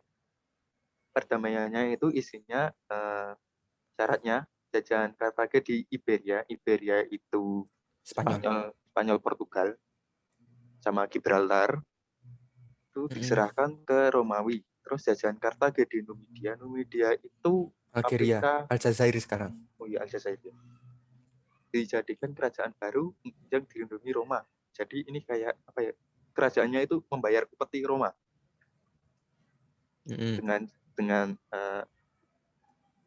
yang membayar upeti dengan imbalan dilindungi perlindungan. Roma. Nah, perlindungan dari Roma. Terus wilayah di Kartage dikurangi dan hanya menyisakan kota Kartage. Kota Kartage ini di Tunisia. Oke, lanjut. Nah, ini Perang Punik terakhir. Penyebabnya ini provokasi Raja Numidia tadi, Raja Masinisa kepada Kartage. Karena menganggap bahwa orang-orang Kartage itu memasuki wilayahnya gitu. Nah, karena kerajaan ini dilindungi oleh Romawi merespon dengan ini satu orang namanya Cato. Ini sensor ini jabatan ya. Jabatannya sensor namanya Cato. Dia tuh mengatakan Kartago Derinda Est, yang artinya Kartage harus dihancurkan. Nah, merespon itu pasukan Romawi langsung datang ke Kartage dan menghancurkan kota tersebut. Udah, Mas, selesai. ada request bisa balik ke slide Perang Punik 1. Mau di SS. Sama yang Mas Le mencet, Mas. Krungu kok? Oh iya, masuk. Oke, sudah. Apakah sudah di screenshot? Aku gelap tombol. Gelap. Nah, ini gunung. Gila, Sudah, Kak, makasih. Ya, oke, sama-sama. Ini kan. Yang mau screenshot. Nanti juga ada PPT-nya kok. Oke, lanjut aja ya. Nanti PPT-nya bisa dicek di grup. Nanti admin akan memberikan link. Nah, ini dia. Tadi ada yang tanya apa tuh? Perang Punik itu apa? Nah, Perang Punik itu antara Romawi yang ini dan Kartage di sini. Nah, ini Numidia itu di sini dan Suguntum itu di sini. Ya. Ulangi lagi perang yang Perang Punik 3. Oke, bentar. Nah, ini tuh Perang Punik 3 itu sebenarnya bukan perang ya, tapi lebih ke penghancuran Kartage. Kotanya. Diratakan tanah. Oke. Udah? Gimana? Ulangi gimana? Enggak tahu. Jadi perang ini lebih ke apa ya? Untuk mengakhiri Kartage dan mencegah menguatnya Kartage lagi. Penyebabnya, Mas? Penyebabnya itu tadi. Ini orang-orang Kartage ini dianggap melanggar batas kerajaan gitu. Jadi Raja Masinisa itu atau Raja Numidia yang ada di sini itu menganggap Kartage ini, orang-orang Kartage di sini itu melanggar wilayahnya dengan memasuki wilayah Numidia. Nah, otomatis kan tidak terima kalau wilayahnya dilanggar. Nah, itu merespon itu Romawi datang untuk menghancurkan Kartage. Kurang lebih seperti itu. Oke. Apakah sudah jelas? Siap, orang Kartage melanggar wilayah. Sip. Nah, ini yang merah ini jalurnya Hannibal yang melintasi pegunungan Alpen ke utara. Lewat sini di Ini di sini tuh pegunungan Alpen. Di sini ke dataran Itali. Tuh. Gabut. Oke, lanjut. Oke, bagaimana? Marius Sulla. Nah, ini perang Marius Sulla ini dipercaya sebagai perang apa ya? Perang sipil Romawi pertama kalau nggak salah. Nah, ini disebabkan oleh perbedaan pendapat antara Marius dan Sulla tentang kekalahan Romawi.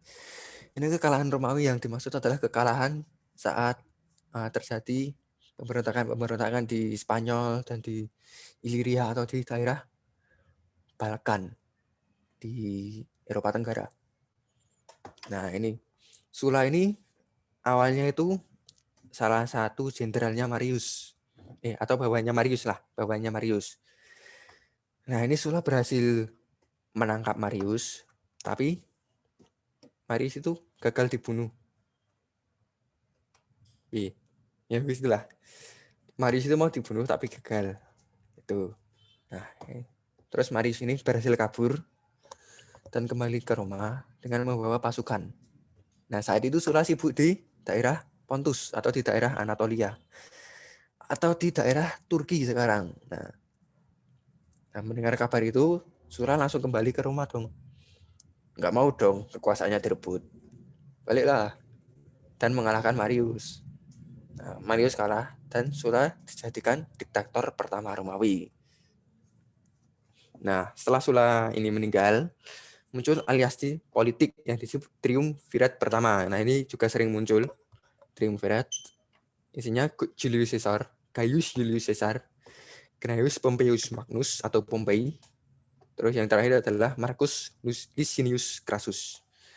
Nah, Caesar ini adalah seorang jenderal.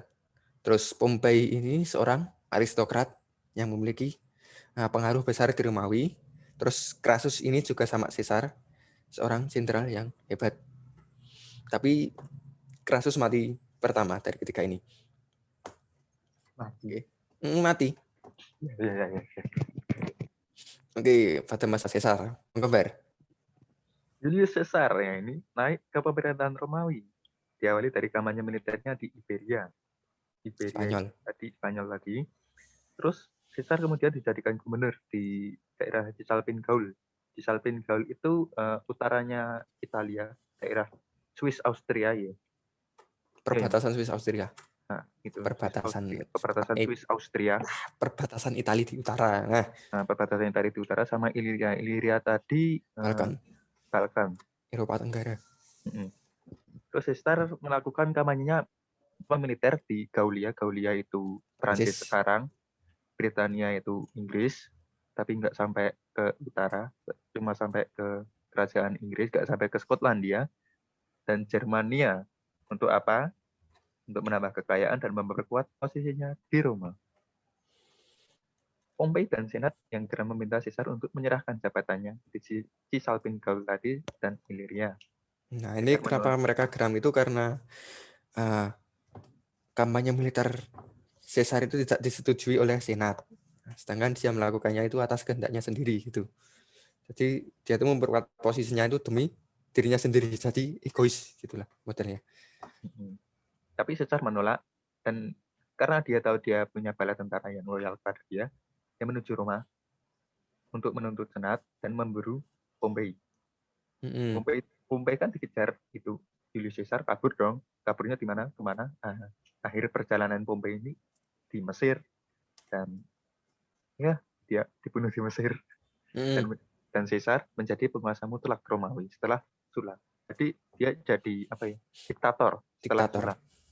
Belum jadi emperor ya? Belum. Habis ini intrik karena Senat ini merasa bahwa Caesar itu terlalu keras dalam mengatur Romawi. Nah, berarti mereka itu mengadakan intrik dan untuk menyingkirkan Caesar. Nah, Senat ini membujuk Caesar untuk datang ke gedung Senat dan membunuh Caesar di sana. Nah, dalam Senat ini terdapat dua orang yang cukup berpengaruh, namanya Antonius atau Mark Antony, yang mungkin kalian lebih tahu dengan nama Mark Antony, sama Augustus Octavianus atau Octavius. Nah, Antonius ini harusnya itu ditugaskan untuk menaklukkan Mesir dan membunuh Cleopatra, mantan istri Caesar. Nah, tapi Antonius setelah melihat kecantikan Cleopatra, dia jatuh cinta. Nah, Antonius kan merasa Octavianus ke Antonius. Octavianus ini merasa dihianati oleh rekannya. Ini nggak suka dong. Nah, dia itu langsung menyerang dan melawan Antonius. Nah, Antonius ini kalah dan bunuh diri bersama Cleopatra. Nah, dengan ini Mesir itu secara resmi masuk ke wilayah Romawi dan jadi provinsi. Nah, Octavianus ini memproklamirkan pendirian kekaisaran Romawi dan menggunakan gelar Augustus. Jadi yang secara itu lebih mengenalnya dengan nama Augustus Octavianus. Tuh. Augustus itu gelar. Oke, lanjut. Ayo, Mas. Bentar, Mas, belum ganti. Kekaisaran Romawi ini Romawi berhasil menjadi kekuatan dan pusat dunia kuno. Terus pada masa kekaisaran ini juga terjadi pemberontakan Yahudi pada masa Kaisar Nero, karena Kaisar Nero itu kejam, of course. Terus responnya apa dari Romawi? Respon mereka adalah mengirim Vespasianus untuk meredam pemberontakannya. Ini kayaknya terjadi penghancuran kuil lagi. Ya, penghancuran kuil. Terjadi penghancuran kuil lagi. Okay. Terus terjadi krisis yang memaksa Nero bunuh diri dan terjadilah Year of Four Emperor. Jadi ada masa di mana Roma itu punya 4 kaisar dalam 1 tahun. Terus Vespasianus yang didukung gubernur Mesir diangkat menjadi kaisar baru Romawi. Jadi yang menang ini Vespasianus ya, Mas. Masalah nggak ikut Year of Four Emperor. Oke, lanjut. Nah, ini kan karena pemberontakan Yahudi tadi belum selesai, dia itu Vespasianus ini menunjuk anaknya yang bernama Titus untuk meneruskan kampanyenya. Nah, Titus menang di Yerusalem dan akhirnya kota itu dibakar dan kuil itu dihancurkan. Kuil Yahudi kedua itu dihancurkan. Nah, kalau yang penasaran, kuil kedua itu dibangun oleh Darius I dari Persia tadi, dan dia juga mengembalikan orang-orang Yahudi ke tanah Palestina. Itu. Nah, pada masa Romawi, kuil tersebut dihancurkan dan menyisakan tembok ratapan yang masih ada sampai sekarang itu. Ya, kalian tahu lah. Dan setelah penghancuran ini, orang-orang Yahudi tidak pernah menjadi satu negara lagi. Mereka itu terpecah belah dan berpencar-pencar gitu. Terus pemerintahan Marcus Aurelius ini, salah satu kaisar Romawi terbaik menurut saya, itu dia berhasil membawa Romawi ke masa keemasannya. Terus, penerusnya itu Kaisar Trajan. Ini kaisar ini membawa Romawi menuju titik terluasnya. Nanti ada petanya, luasnya seberapa. Nah, terus penggantinya itu Hadrian. Ini juga sering muncul yang Hadrian ini. Nanti pertanyaannya, kaisar siapa? Kaisar yang mendirikan tembok di Inggris, kurang lebih seperti itu. Untuk membendung serangan orang-orang Kaledonia atau orang-orang Skotlandia. Nah, ini temboknya dinamai tembok Hadrian. Yang masih ada itu tinggal tinggal fondasinya aja sekarang. Nah, setelah Hadrian ini, Romawi mengalami kemunduran. Karena nanti ada. Nah, antara tahun 312 sampai 313 Masehi, ini agama Katolik diresmikan oleh Kaisar Theodosius menjadi agama resmi Romawi. Dan muncullah Katolik Romawi. Masih Kristen, Mas. Belum ada cabang. Yuk, jenenge Katolik Mbak tetepan. Oh iya. Nah, ini pada masa kekuasaan seperti dari Inggris sampai ke Maaf, Mas. Putus-putus. Oke. Sandy. Dari yang mana ya aku? Putus-putus tadi. Ini mau. Oke, ini yang ini. Iya, ini Romawi pada masa kekuasaan Trajan. Kaisar Trajan. Bisa dibayangkan? Oke, lanjut. Nah, monggo Mas Adnan. Belum ganti Mas sebentar. Udah? Oke. Fall kejatuhan Romawi. Nah, ini seperti yang sudah disebutkan sama Mas Afif tadi, setelah Hadrian itu Romawi mengalami kemunduran. Apa yang menyebabnya itu serangan bangsa Hun, Goth, Frank, Anglo-Saxon, dan Vandal. Itu menyebabkan kestabilan Romawi itu turun. Karena Romawi yang terlalu luas menjadi sulit diperintah. Atas dasar ini, Kaisar Dioklesian membagi wilayah kekaisaran Romawi menjadi Romawi Barat dan Romawi Timur. Ini sad banget sih ini.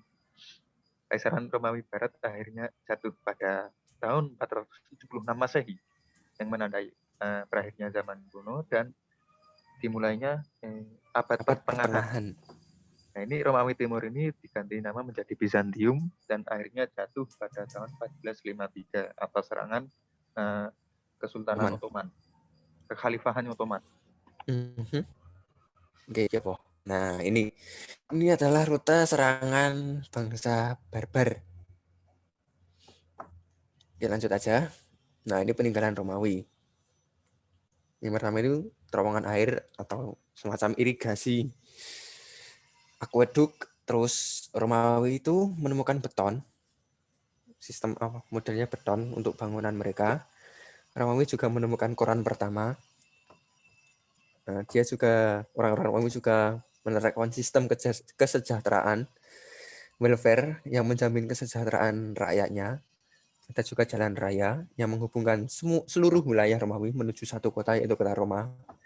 Of course, terus kalender Julian yang masih dipakai sampai sekarang, kalender umumnya itu 365 hari.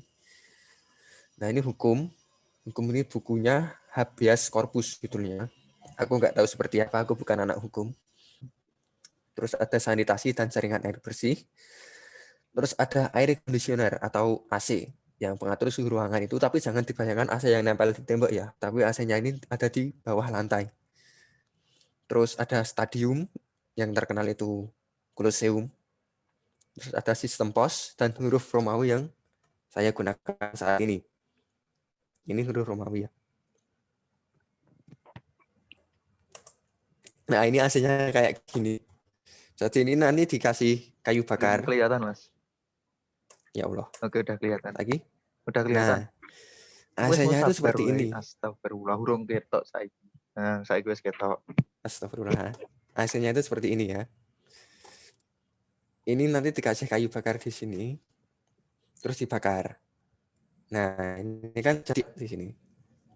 Kalau yang pernah ke Lawang Sewu, pasti ada gorong-gorong itu di bawahnya. Yang modelnya seperti itu. Kalau di Lawang Sewu kan buat pendingin. Nah, kalau di Romawi itu buat penghangat. Yang di daerah Eropa ya. Oke, lanjut. Nah, ini miso Amerika. Hampir selesai. Kejar tayang, Mas. 15 menit meneh. Semangat. Miso Amerika. Ini kolom chat mau Mar. Aman, amin. Peradaban Maya ini seperti Yunani kuno, peradaban Maya tidak pernah bersatu menjadi satu negara, tapi menggunakan sistem negara kota atau city state. Polis tadi. Itu city ada Tikal dan Calakmul. Ya, Calakmul. Pronunciation Mas. Kemana? Itu adalah dua kota terkuat di bangsa Maya. Maya itu Yucatan. Ya, Yucatan. Semenanjung Nanti Yucatan ada itu petanya. Di Meksiko. Sekarang Meksiko. Terus terjadi perang bintang antara Tikal dan Calakmul yang dimenangkan oleh Calakmul.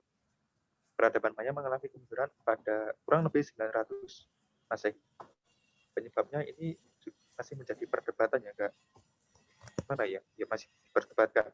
Nah, ini. Saat orang Spanyol tiba, orang-orang Maya tidak lagi tinggal di kota tetapi di pedesaan.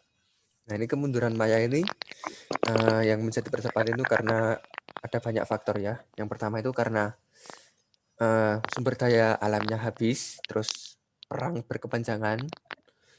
Ya cuma 2 itu sih. Sumber dayanya yang habis sama perang yang berkepanjangan. Tetapi yang tepat masih menjadi perdebatan sekarang. Itu kayaknya perang bintang muncul nggak sih? Perang bintang itu jarang muncul. Ya. Oke, lanjut. Yang muncul itu paling sering Aztec. Ini peninggalannya, bisa difoto, screenshot, catat. Kalender suku Maya Yang yang flat sempat geger. Itu.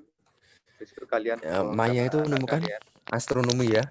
Jadi Maya itu berhasil tracking atau track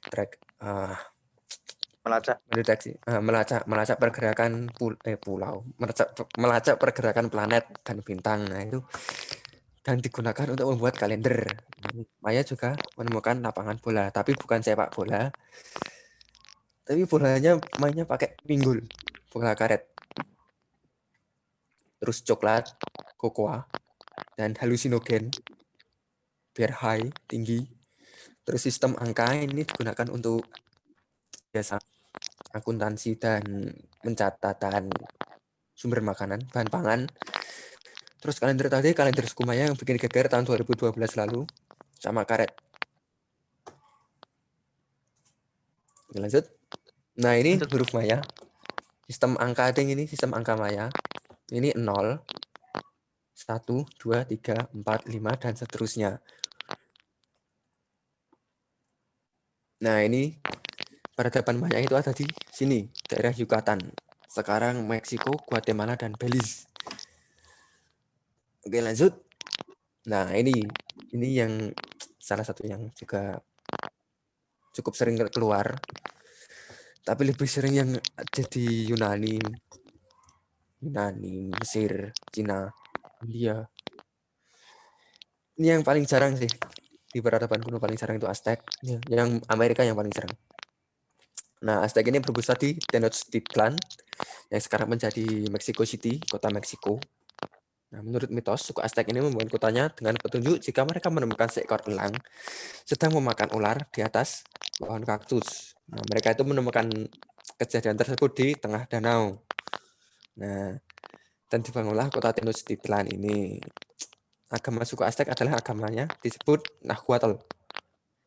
Ini kalian tahulah, suku Aztec terkenal dengan tumbal, pengorbanan manusia. Nah, sampai bangsa Spanyol datang, ini kekaisaran Aztec ini menjadi satu-satunya kekuatan besar di Meksiko. Oke, lanjut. Nah, ini yang menaklukkan Aztec adalah Hernando Cortés. Monggo, Mas. Hernando Cortés, conquistador Spanyol. Itu mereka mendarat di Meksiko. Nah, awalnya mereka disambut baik oleh Aztec, sama kayak di sini juga. Kan bangsa Belanda juga selamat disambut baik. Terus mereka Spanyol itu mengetahui kayak Aztec kayak ada emas. Kurang keras benar. Apa? Kurang keras. Ini mereka itu mengetahui ada emas emas di Aztec. Terus Cortés ini segera mencari musuh Aztec dan untuk dijadikan sekutu, ya salah, biar gampang. Bersama sekutu barunya, Cortés menghancurkan kota Tenochtitlan dan menjarah kota tersebut. Hasil jarahnya kemudian dikirim ke Madrid yang merupakan ibu kota Spanyol. Hasil jarahan Cortés menyebabkan inflasi di kerajaan Spanyol. Jelas. Emasnya terlalu banyak. Bahkan inflasi. Ini kolom chat, mana? Ada pertanyaan nggak? Ada pertanyaan. Habis ini Inka ya, Mas? Oh, Inka. Terus selesai. Ini peninggalannya bisa dari screenshot, difoto atau dicatat. Ini mereka juga Aztec ini meninggalkan taman apung. Ya karena itu Tenochtitlan itu dibangun di danau, mau nggak mau harus beradaptasi. Terus mereka juga menciptakan sistem edukasi, terus sepak bola tapi bukan pakai kaki. Bener pakai kaki kalau ini. Oh, bener pakai kah gimana? Oke. Mm-mm. Terus pengobatan herbal, terus vanila, rokok tembakau, dan tumbal yang dipersembahkan pada Huitzilopochtli. Which Oke. Ini gimana pertanyaan? Kurang Ada jelas. pertanyaan kurang jelas, ini ngejar waktu soalnya kan. Bicara waktu. Nah, ini Aztec. Yang terakhir nih, Terus ini kenapa nggak dikuasai? Karena ini gunakan bangsa Aztec untuk flower war atau perang bunga, perang untuk mencari tumbal ya. kampret. Iya, perang untuk cari tumbal. Oke, lanjut Mas. Inka, nah ini yang terakhir. Inka ini berawal di kota Cusco, Human itu maksudnya gimana? Itu human sacrifice itu kayak tumbal gitu loh. Jadi pengorbanan manusia.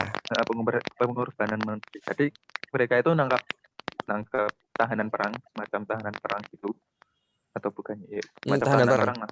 Tahanan perang, terus mereka itu dibawa ke piramid. kotanya, ke sebuah piramid, tapi piramidnya nggak kayak yang di Mesopotamia, hampir mirip kayak yang di Babylon, Mesopotamia tadi, tapi lebih tinggi ya Mas, Lebih tinggi. lebih tinggi. Nah itu di sana di puncaknya itu ada altar. Nah itu tahanan perangnya tadi biasanya dikasih kayak pewarna biru gitu, badannya di biru-biru gitu. Terus nanti ya kayak ada pendeta gitu bawa semacam pisau dari batu. Terus itu pisaunya nanti ditancapkan di dadanya tahanan perang tadi, dibuka, diambil jantungnya. Kok aku tahu ya? Ya gitu, Mbak. Memang gitu. Oke, Inka ya. Inka ini di Cusco, kota Cusco. Nah, dalam waktu singkat ini, Inka ini berhasil menguasai seluruh pegunungan Andes. Hampir seluruhnya sih, nggak seluruh. Terus di bawah Pachacuti, Inka ini mencapai masa kejayaannya. Namanya Pachacuti. Terus gelarnya Inka Yapanqui. Nah, Inka juga membangun dua sistem jalan raya. Yang pertama itu ada di sepanjang pantai selatan Amerika Selatan. Di sepanjang pantai Amerika Selatan. Yang kedua ada di daerah pedalaman atau di daerah pegunungan. Itu. Oke. Terus, nah Inka ini menganut agama inti yang menyembah matahari. Saat konquistador tiba atau Spanyol, Inka ini telah menguasai hampir seluruh Andes. Nah, Spanyol ini merasa bahwa Inka adalah suku yang tersesat. Nah, dan mereka memasakkan agama Katolik kepada suku Inka. Nah, karena orang Inka ini merasa tidak cocok oleh agama barunya, keceroh, bertengkar. Mereka berperang. Nah, Inka kalah dong karena ya, teknologi yang tertinggal jauh dan strategi Spanyol yang di luar dugaan Inka. Dan akhirnya Inka hancur dan seluruh wilayah menjadi milik Spanyol. Oke, apakah kurang jelas atau saya kecepatan? Ngerap. Rap kejar tayang bro. Ini kolom komentar gimana mas? Masih belum ada pertanyaan baru. Bisa dilanjut. Oke, nah ini peninggalannya. Itu yang paling terkenal itu Machu Picchu. Itu sebuah kota, tapi bukan kota sih. Mirip kota. Ini sebenarnya dibuat untuk tempat ibadah, tempat suci, tempat sakral. Nah ini jaringan jalan raya tadi dibuat untuk komunikasi, untuk jalannya prajurit juga, sistem komunikasi lewat jalan itu tadi, akuntansi ini pakai sejenis benang-benang gitu, aku lupa. Sistem terasering karena Inka ini di daerah pegunungan, jadi mereka menggunakan terasering untuk bercocok tanam. Terus mereka juga membuat jembatan gantung dan mumifikasi. Tapi mumifikasi ini beda dengan yang di Mesir. Mereka ini cuma menaruh mayat di puncak gunung. Dengan dinginnya gunung itu, dengan suhu dingin, nah mayat itu termumifikasi. Gitu. Secara alami. Nah ini tanya, Inka ini menguasai dari sini, daerah perbatasan Ekuador dan Peru sampai ke Chile. Chile Argentina sini. Oke, ini slide terakhir. Sudah. Alhamdulillah, tersisa 5 menit. Apakah ada pertanyaan atau kurang jelas? Aku stop share.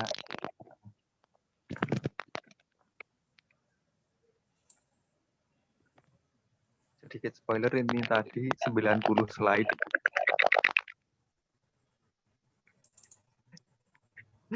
Yang buat kejam. Wis stop share dulu, Mbak. Sarannya piye toh? Wes toh, aku stop share. Bisa ning kene iki? Apa? Kayak ini ada kuis enggak buat. ada kuis. Enggak buat. Aku males. Boom. Nah.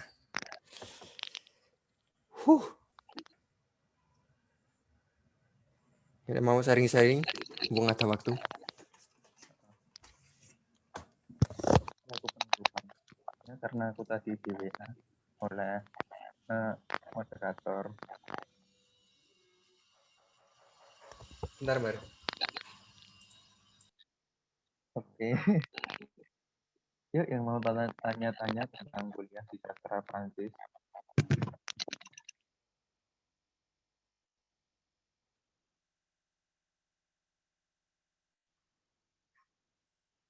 Kalau nggak ada, aku yang ada yang jurusan IPA enggak?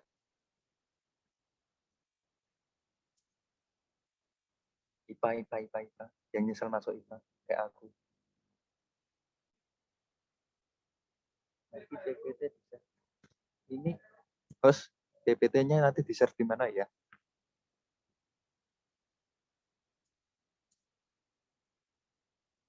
Halo, host. Ya, aku dikacangin. Nanti kayaknya dikirim, di-share link deh di grup.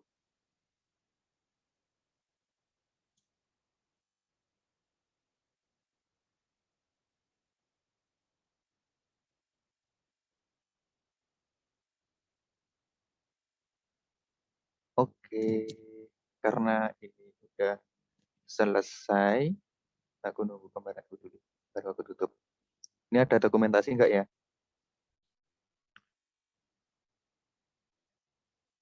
Halo? Saat itu mana?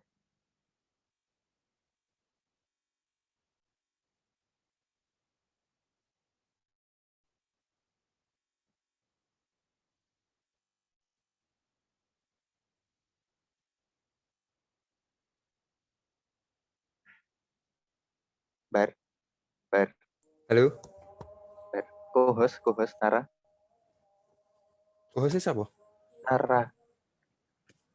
Nara is here. Tapi dia belum on.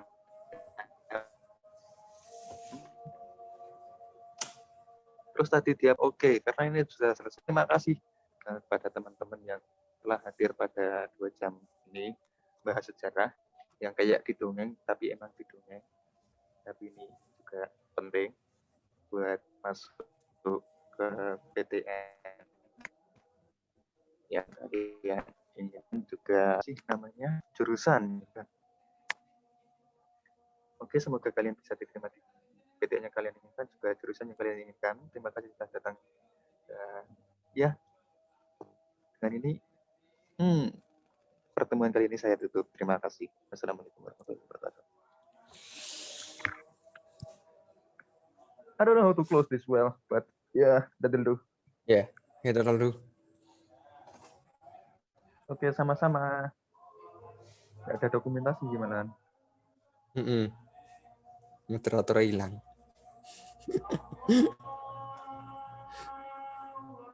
Tembus, Mas. Oke, sama-sama.